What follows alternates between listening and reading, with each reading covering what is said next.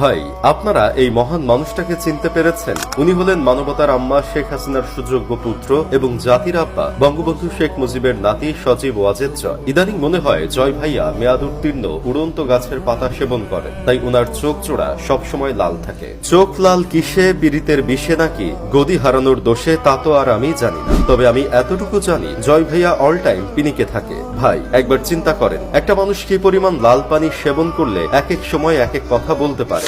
6 August জয় বলছে শেখ হাসিনা আর রাজনীতিতে ফিরবেন না, তিনি হতাশ। আর একদিন পরেই 7 আগস্ট জয় আবার বলেন শেখ হাসিনা মরে যায়নি, আমরা কোথাও যাইনি। 8 আগস্ট আবার জয় বলেন শেখ হাসিনা দেশে ফিরবেন। 9 আগস্ট তিনি আবার বলেন আমি রাজনীতিতে যোগ দিতে প্রস্তুত। সবশেষে 10 আগস্ট জয় বলতেছে শেখ হাসিনা পদত্যাগ করেনি, উনি এখনো প্রধানমন্ত্রী। বলছিলাম কি জয় ভাইয়া, বোতলের ডোজ কি আজকাল বেশি হয়ে গেছে নাকি? যেভাবে উল্টাপাল্টা কথা বলা শুরু করেছেন, আপনি যদি রাজনীতি